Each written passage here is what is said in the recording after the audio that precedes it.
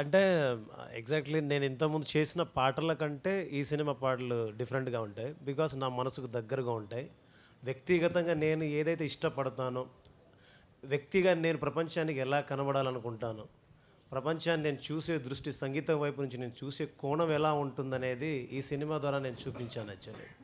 So ఎప్పటినుంచో నాకు ఒక చిన్న కల ఉండిందనమాట. ఇలాంటి పాటలు చేయాలి, ఇలా వెళ్ళాలి, ఇలా వినిపించాలి.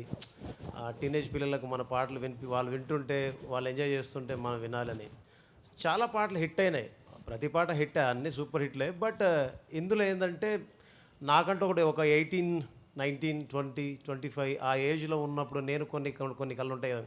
సోనారే సోనారే సున్ సున్ సోనారే పాటకు ప్రాణం పల్లవి అయితే ఓ ఓ, అలా ఏదో చేయాలరా దీని అమ్మ అని మజా రావాలి నాకంటూ కూడా. అంటే ఇప్పుడు నేను ఒక 18 ఇయర్స్ పిల్లోనైతే ఎలా చేస్తాను. సో అలాగా నాకు చేయాలనే ఒక పిచ్చ ఉండిపోయింది అట్లా. సో శేష్ సార్ వచ్చి అన్నారు, విచిత్రం ఏం చెప్పను, మీ అందరికీ ఒక సీక్రెట్ చెప్తాను. బలగం పాట విని వచ్చారు. నేను షాక్. బలగం ఊరు పల్లెటూరుకిను మీకు నాకు ఏ సంబంధం లేదు, ఎవరన్నా అందరు ఆశ్చర్యపోతారండి వద్దండి అంటే, లేదు మనం చేస్తున్నాం అన్నారు. సో అప్పుడు ఫస్ట్ చేసింది ఇదే. కన్నీళ్ళే జన్మెత్తకుండా నీ చుట్టూ చిరునవ్వైపోతా మంటల్లే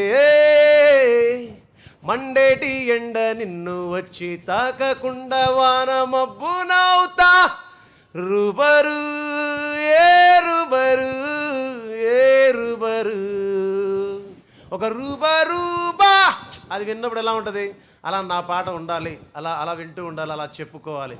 so thank you so much sir. First of all thank you so much. మీకు మీరు కంపోజ్ చేసే ఒరిజినల్ సాంగ్సే పిచ్చ క్రేజీగా ఉంటున్నాయి. కానీ కన్నపిట్టరు కన్ను కొట్టరు రీమేక్ చేయడానికి ఎవరి ప్రెజరు? ఇది సార్, ఇది ఈ చాయిస్ సార్. అది ఒరిజినల్గా సుప్రియ గారు ఐడియా ఇచ్చారండి. ఆ పాటను రీమిక్స్ చేసింది మన బ్యాక్గ్రౌండ్ స్కోర్ చేస్తున్న జ్ఞాని. తను బాగా చేశాడు. Actually I also want to mention Gnani is done an amazing job on the background score.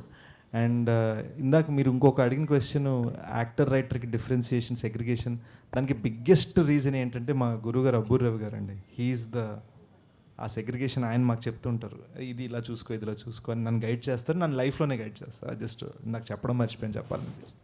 అడుగు శేష్ గారు. శేష్ గారు సార్. యా, సో బేసికల్లీ మీరు మూవీ లవర్స్కి ట్రెజర్. కాకపోతే అది ఆ నిధి సంవత్సరాలకో 2 సంవత్సరాలకో ఈసారి బాగా లేట్ అయింది. బట్ 2 క్వశ్చన్లు అడగాలనుకుంటున్నాను. ఒకటేమో రా డైలెక్ట్ వాడారు దీనిలో. ఫస్ట్ ఆఫ్ ఆల్ మీ పాత సినిమాలు అన్నింటిలో చూసుకుంటే రా డైలెక్ట్ ఇందులోనే వాడారు. అండ్ ఇంకొకటి ఏంటంటే, మేము బేసికల్లీ స్టార్ ట్యాగ్స్ చూస్తూ ఉంటాం. ఇప్పుడు మిమ్మల్ని హిట్ మెషిన్ అంటున్నారు, ఇంతకుముందు మిస్టర్ పర్ఫెక్షనిస్ట్ అనేవారు లైక్ అమీర్ ఖాన్. మీకు ఏం స్టార్ ట్యాగ్ మేము ఎక్స్పెక్ట్ చేయకూడదా? అంటే ప్రేమతో పిలిస్తే చాలండి. సో ప్రేమతో పిలిచి కౌలించుకుంటే చాలా ఐమ్ హ్యాపీ.